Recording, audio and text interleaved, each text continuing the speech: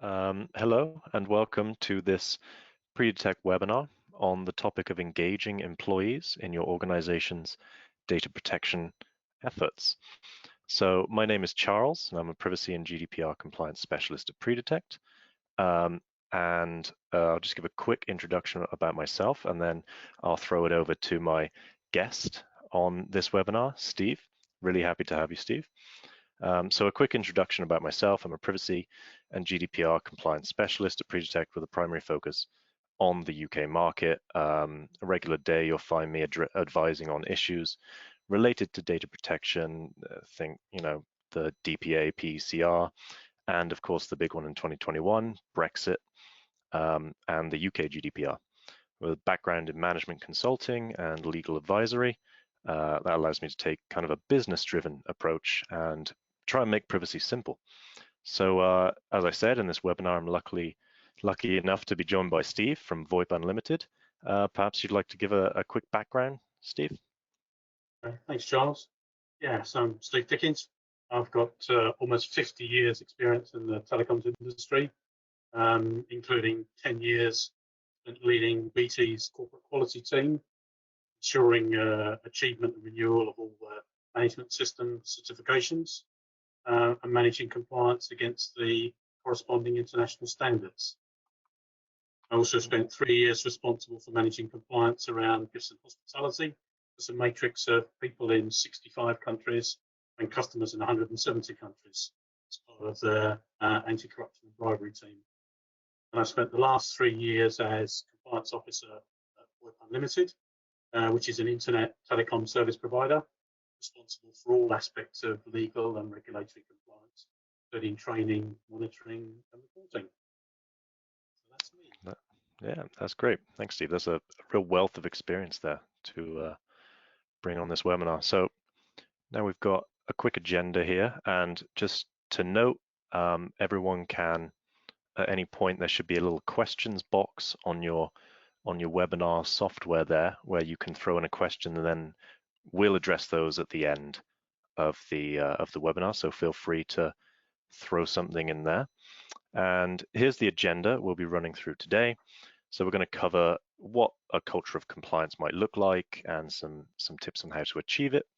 Then on to how to drive awareness within an organization about the data protection programs, and then how to educate employees, and finally how to engage managers, and we'll wrap it up with some key points. So throughout this, Steve will be providing us with his opinions from his experience, so that's going to be great. So let's get into it. Firstly, we've got a bit of an overview here on why is it important to engage employees at all. There are a few clear reasons that we've outlined here, and that'll be firstly, the majority of data breaches come as a result of employee error or mistake. This then has to be notified within 24 to 72 hours, right, Steve, depending on the industry? Indeed, yes. Yeah, as part of the telecoms industry, service providers have to report to the ICO within 24 hours. Yeah, so that's just a little fun thing there. That there are all of these little changes, and then so anyway, exactly. So knowledge here, as you can tell, is really important to avoid these data breaches, and that's probably the most practical reason that you'd want to engage employees. And next, we have something that's linked to breaches, and that'll be fines and regulatory action. No company wants a fine, obviously, and to avoid that entirely, the staff being aware of their obligations is extremely important. You can't avoid this if people don't know what they're trying to avoid, right? And then finally, we have, I would say, it's important to mention intangibles. So that would be things like company reputation and customer confidence, and they can take a huge hit if an organization makes data protection mistakes. Nowadays, and I'm sure Steve will agree, data protection really is front and center for a lot of companies, where previously it may not have been seen as important, or when it was more coming up, right? So yeah, and it really is. Sorry, Charles, just a quick comment on the fines. There's been lots of media coverage about the size of the maximum fine for non-compliance.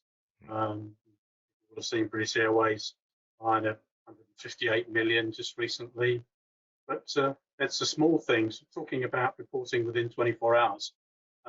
If you miss that 24-hour cutoff, just straight away it's a £1,000 fine.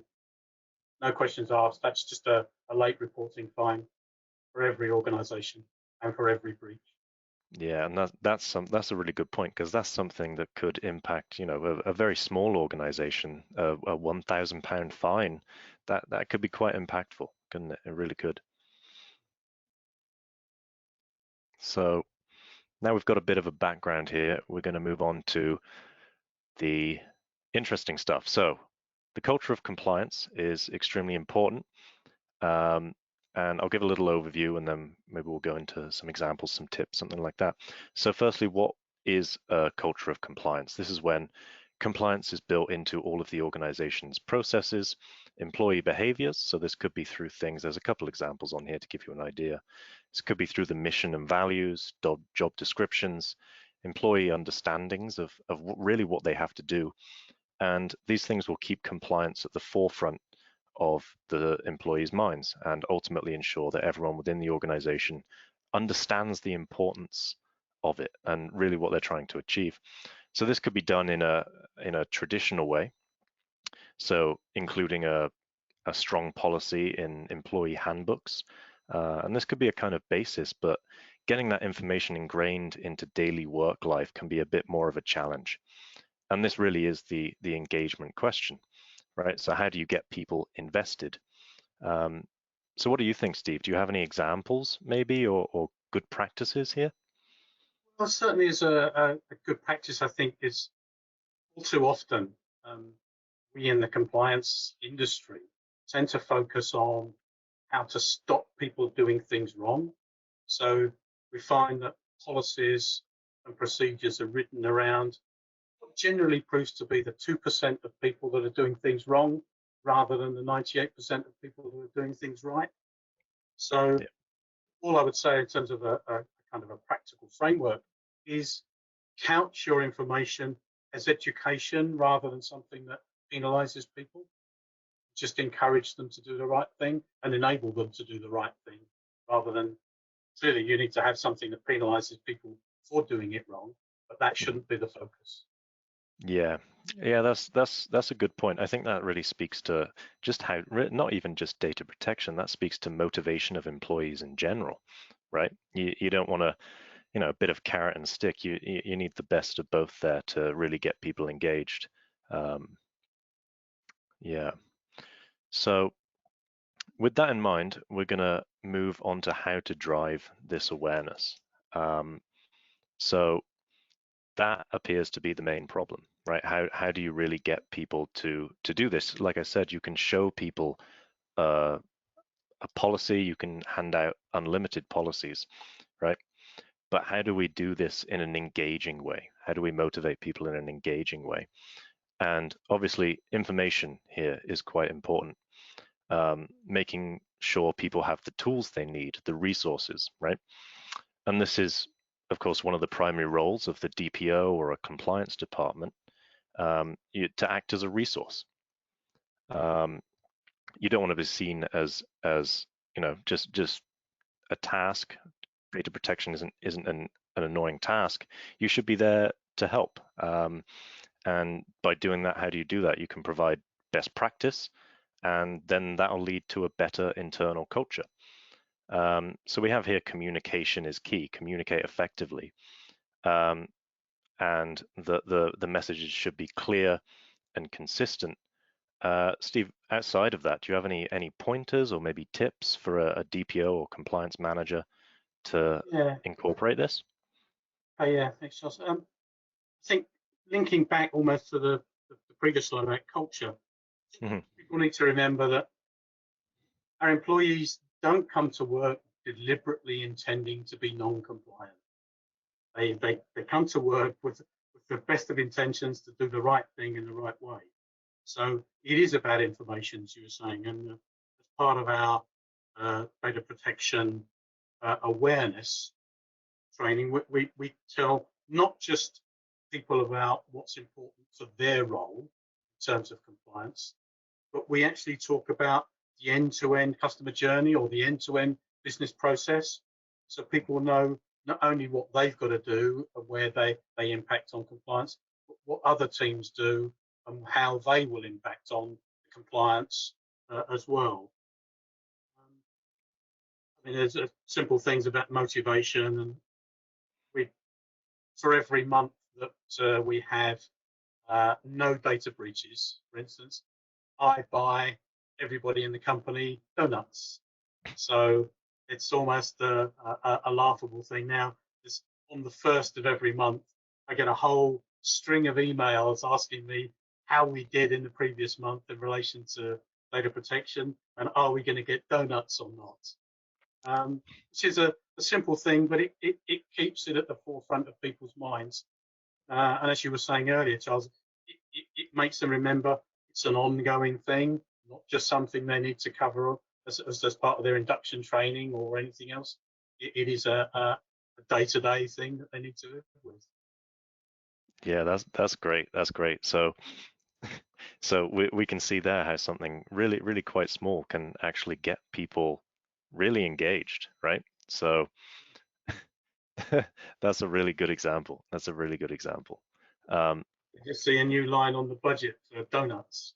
Yeah, the compliance donuts. I like that. I like that. But it's good though, right? Because the end goal of that is, like you said, people are emailing you. That means they've thought, oh, I wonder how, I wonder how the compliance has gone this past month. Yeah.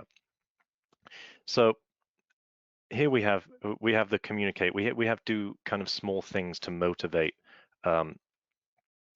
employees, and then this will build the culture, right?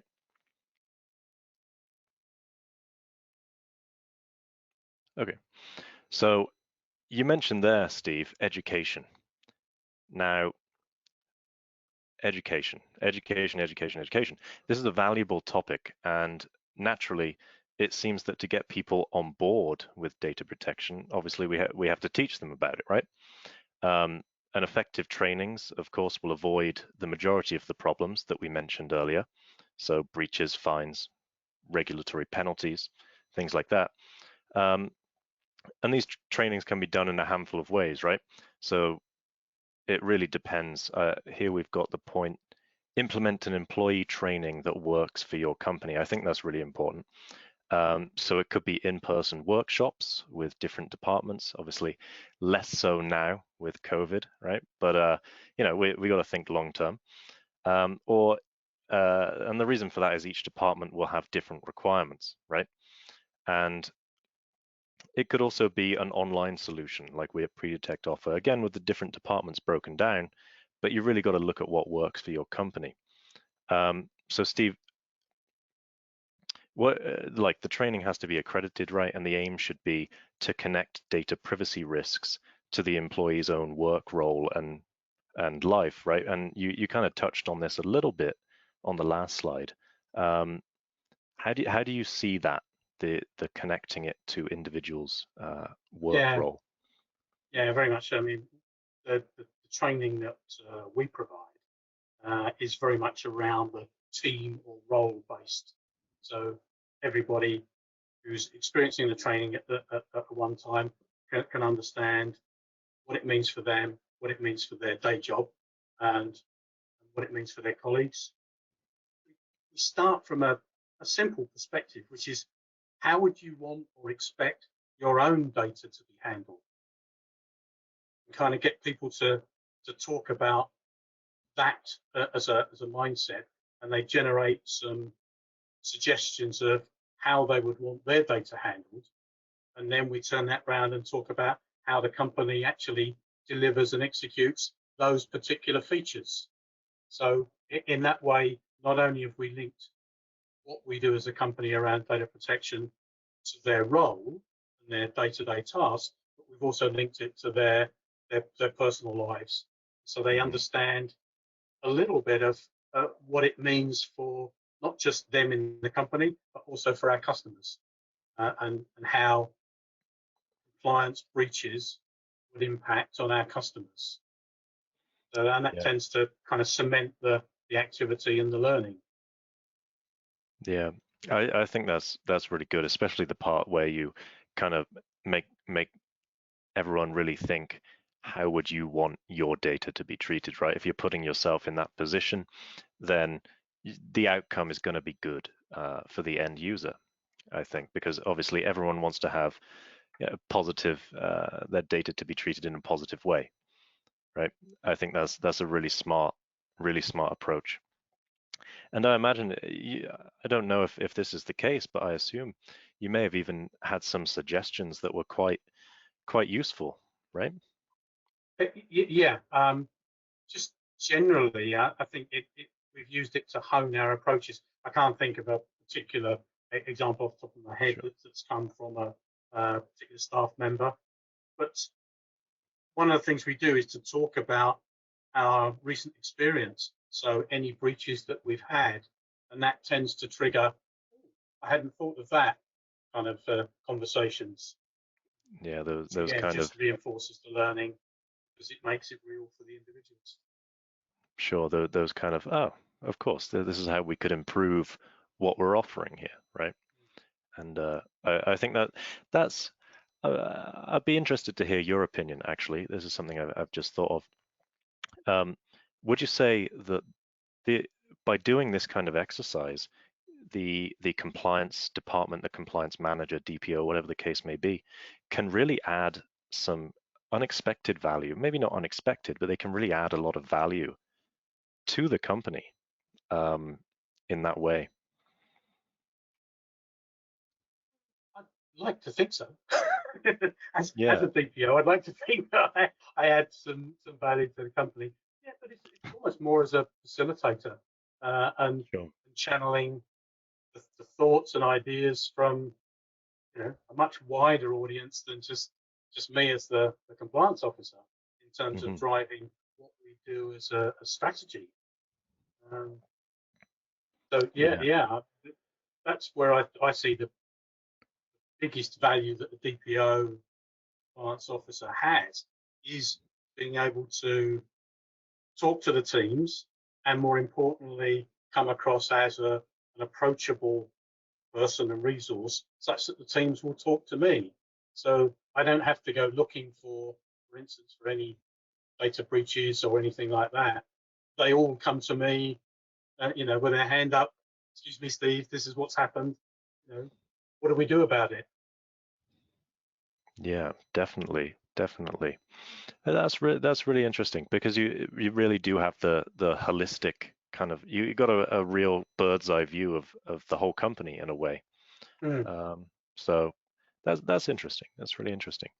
Um, so after education, here we've got engaging managers. So this is something I see from clients quite often as it can be a bit of a problem. Obviously, I can't name any names, but engaging different departments can be extremely challenging, especially in larger organizations. So, with your experience, Steve, how have you tackled this big organization challenge? Yeah, I think, as you say, large organisations are a bit of a challenge.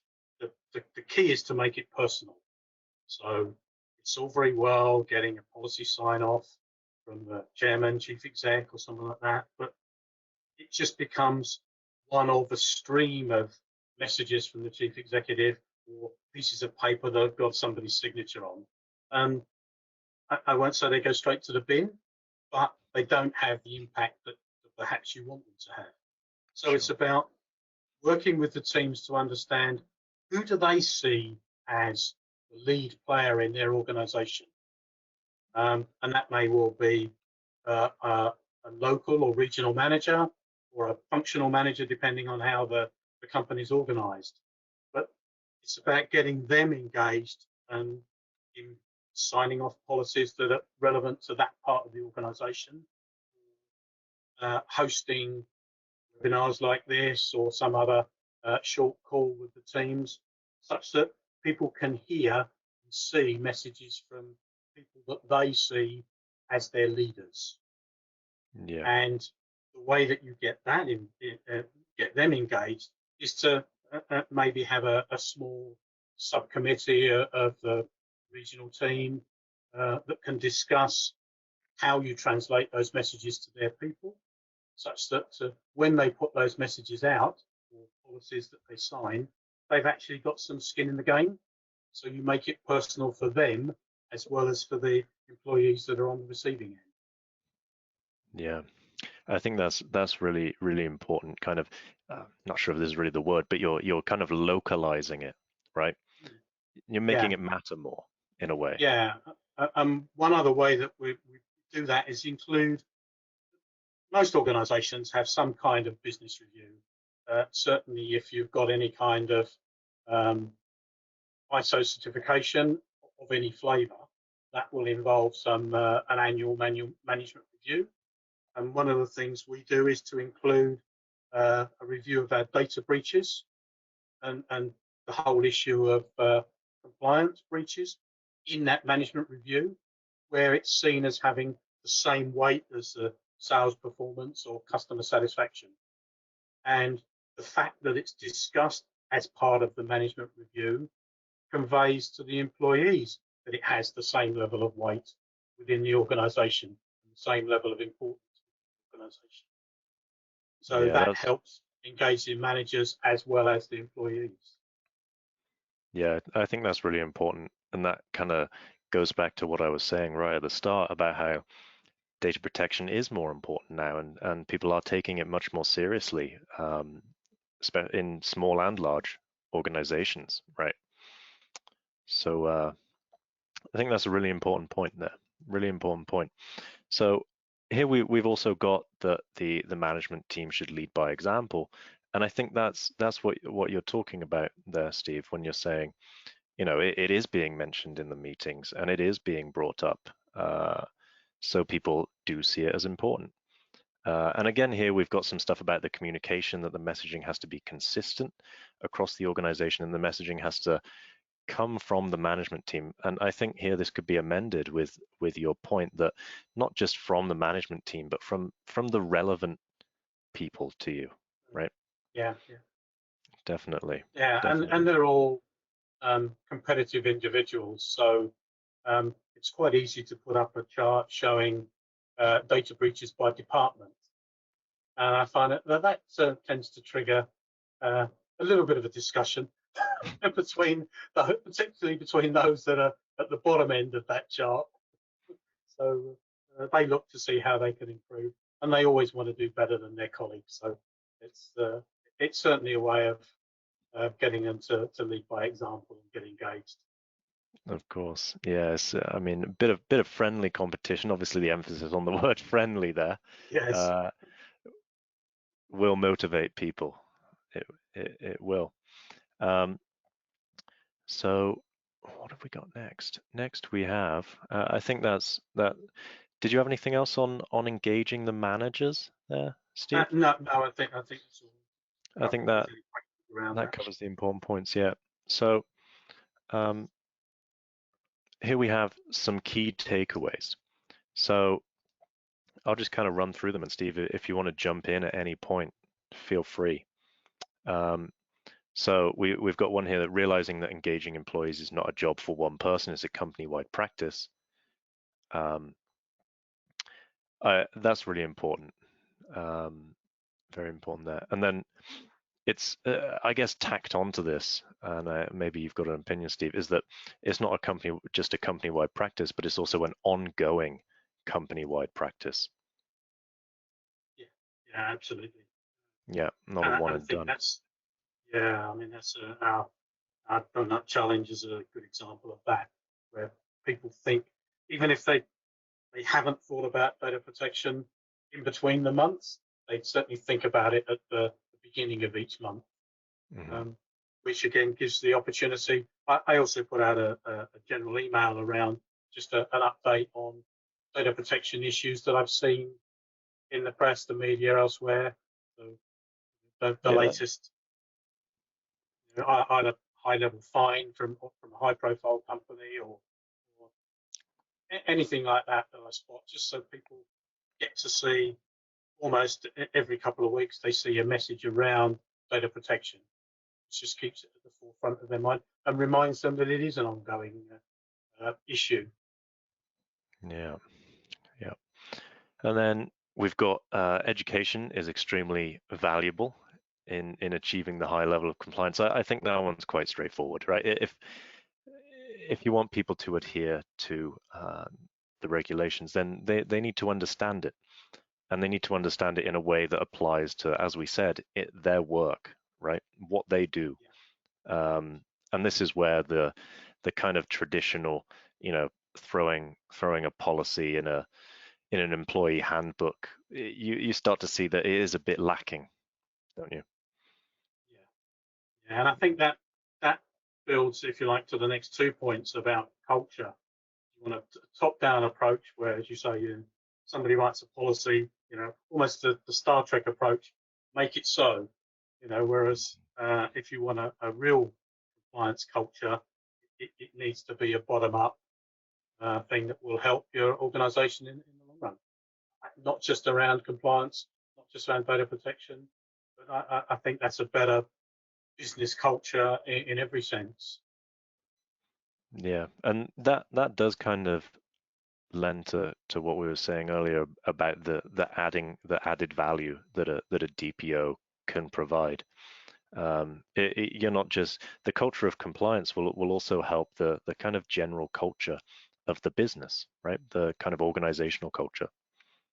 Um, Yeah, and I think and it's something certainly for larger organizations, the compliance team and the HR team absolutely working hand in glove to try and understand how you message people, when you message people, what platforms you use to message people, and can you link it to things that are happening outside the organization so that that builds that understanding of the importance of whatever it is you're trying to message around compliance or data protection, um, and just get people to understand how it impacts them.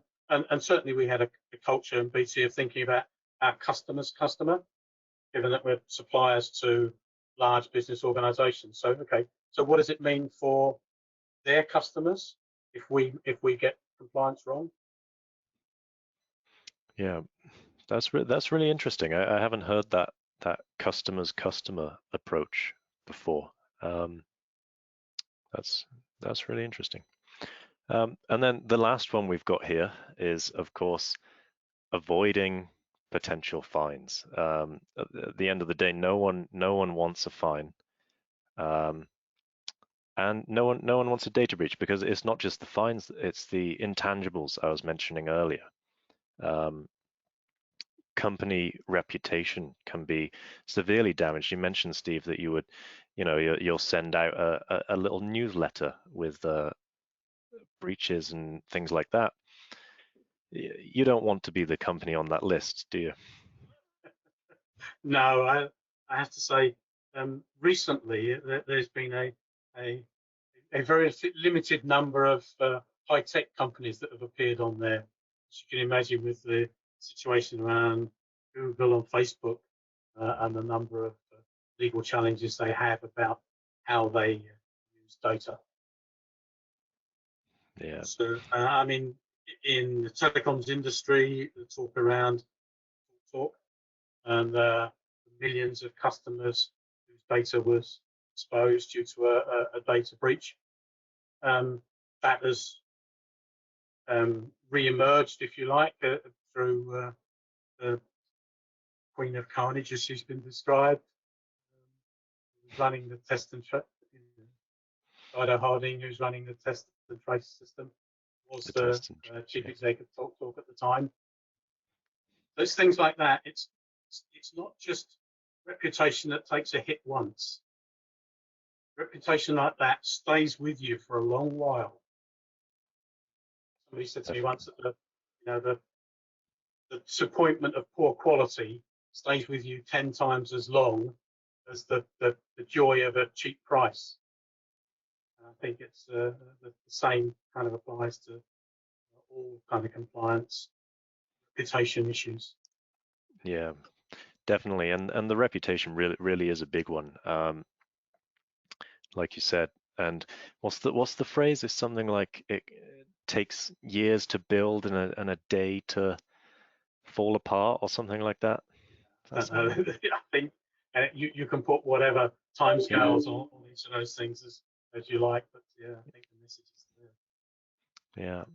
Okay, so that's the key takeaways. I think I will run through the pre-detect offering quickly, and then we'll get on to some questions. I think we've got some questions come in, and I encourage people to submit any that they've got. So pre-detect here, we offer a dual solution of software and an account manager slash legal advisor, covering things from identifying risk, acting on them in time, all the way to monitoring ongoing data protection concerns.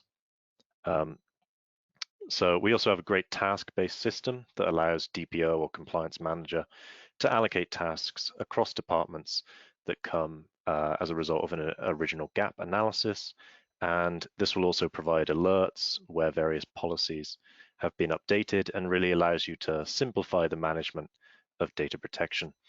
It will also provide you with alerts of regular updates. So think things like a new data process, privacy policy, cookie policy updates, legislative changes, internal changes, things like that. And finally, of course, a risk analysis and resulting tasks. As we mentioned earlier, we also provide GDPR employee training via our e-learning platform. So these involve a general GDPR course, as well as individual courses broken down by department, which is really, as we said, a great way to engage employees. You've got to make it relevant to what they're doing. And then, of course, you can avoid the regulatory action that we don't want. So here we've got, what can we do? So you can always contact us for a free demo and a quick audit of your current program. And there's no problem with that. That'll be great. So here we go. Let's see. On to some questions, Steve. You ready? Right. All right. What have we got?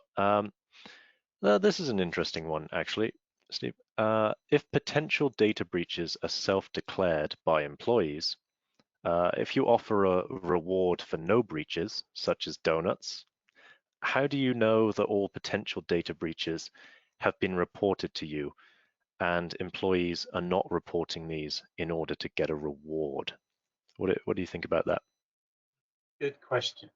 Yeah.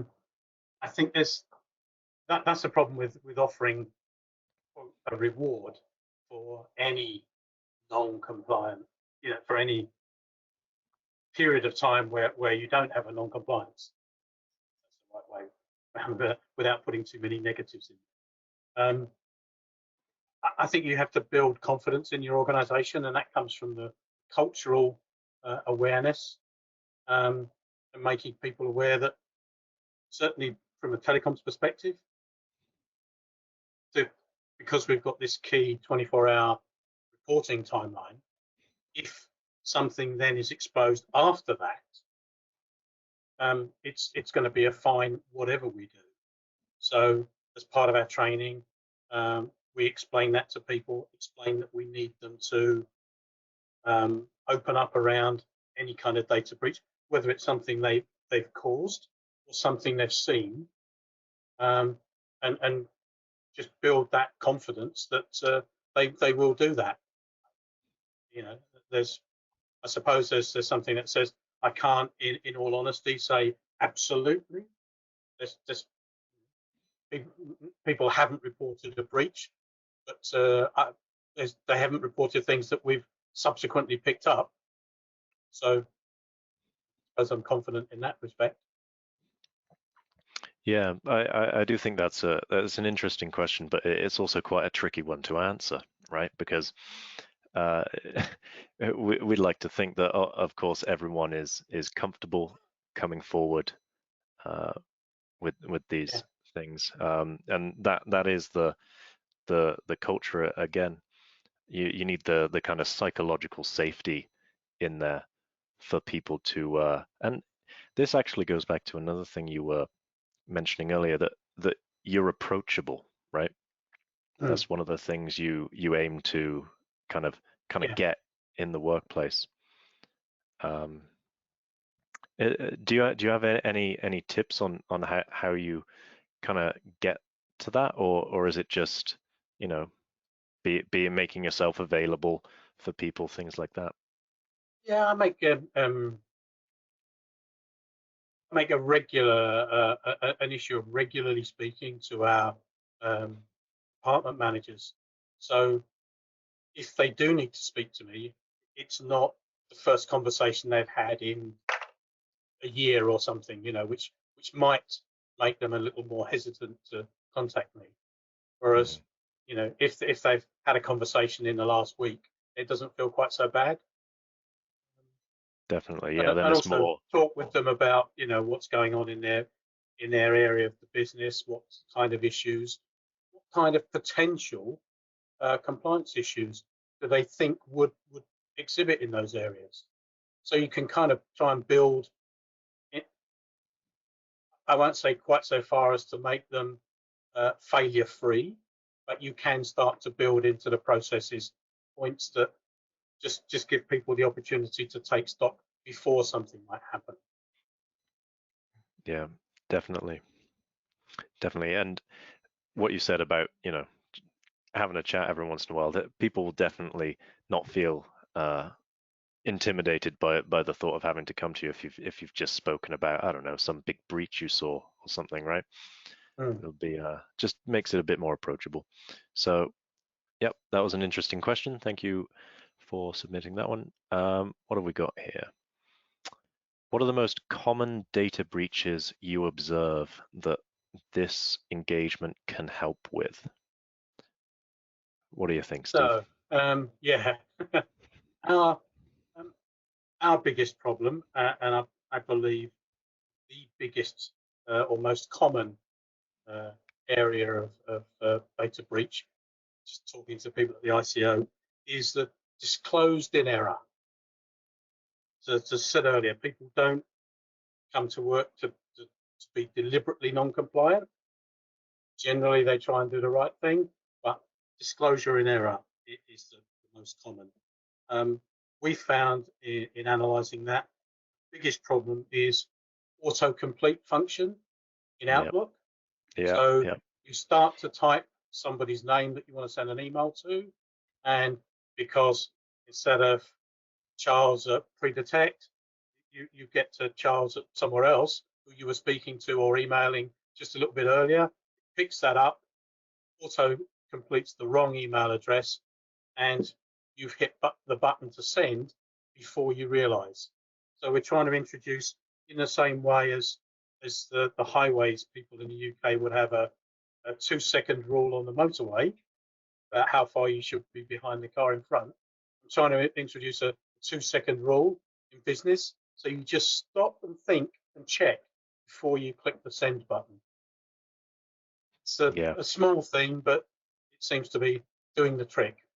yeah, that's really smart because it is easy to do that. It really is, isn't it?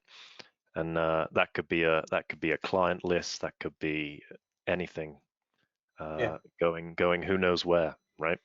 yeah, And that does kind of speak to education again, I'd say. Um, make sure all the employees are well trained in this, and there will be less of these mistakes. Um, there will be. So that was a good question. What else we got?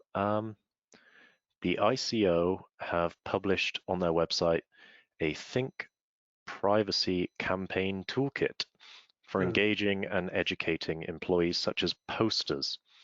Have you had any experience using the Think Privacy Campaign Toolkit? I don't know about you, Steve, but I haven't personally. I haven't seen the toolkit, but maybe we could talk about posters instead. What do you think? Um, I think it depends on the nature of your business. If you are geographically based, posters are a good idea. I think that's a good communications tool generally. Um, Particularly at the moment, almost all of our organisation are working from home. As you expect in the telecoms industry, it's not a problem.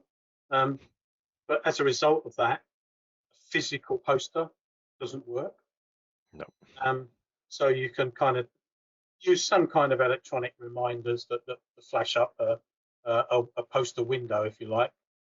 I found the ICO, this is quite useful from a domestic consumer perspective, more so than a business perspective. Definitely. But, yeah, I think if you can make up a small slide or something like that that's related to, sorry, unwind that. It's a great idea about having a slide. I think you need to think, what is it you want to say? What are the potential compliance issues that relate to your business? In the same way as part of the training, you try and make it real for your employees. You have to do the same thing with any kind of poster, or to say, create a slide that just flashes up, or something that you send around on your organizational instant message system or something like that. But make it real. That's the only thing, and that's the only thing I would say about the ICO campaign, is it's generic, and so you may lose some of the benefits of that because it's generic. Definitely. That was pretty much in line with my thoughts. Like, for larger organizations in particular, you really want this tailored messaging, right? Is what we were saying earlier, to make people feel invested. And that's not to say, though, that this is entirely, irrelevant. Think maybe a smaller organization.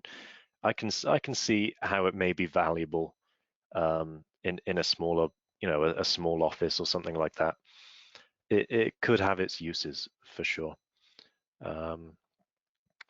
Okay, interesting question. And then next question. Do you have any tips or tricks on how to implement your data protection program? That's a bit of a generic one, but Steve, you got anything Yeah. there? I'm not sure on that. No, I mean, that's, if you like, that's the basis of the webinar. It's Yeah, around that. I yeah, think you need to understand your own organisation. Say it is slightly different between 100,000 people in BT and a small, 40-person organisation that I'm with at the moment. But the principles are the same, about making it real for the individual, linking the message that you want to get across to the activities that they do, at the same time as making them feel involved and engaged in the execution of the program. So, don't just educate people at the front end and then forget about it. Reinforce that periodically with either a good message of thanks, you've done well, or oops, guys, we've dropped off. This is what happened. This is what we need to do to prevent it happening again. yeah, definitely. So I think for that question, that's a really good summary to kind of wrap it up. But we definitely covered some tips throughout the webinar. But I think that's all our questions here. So I think we'll wrap it up here, if that's okay with you, Steve. Yeah. Yeah, I think this has been a really great session. Thank you guys for all the questions. If you have any more, my email is on there. You can always reach out. And again, I'd like to thank Steve again for joining us. Really appreciate it, Steve. Thank you. And sharing your knowledge with us. Really good stuff. So yeah, thank you everyone. And the recording will be sent out to your emails. Thank you very much.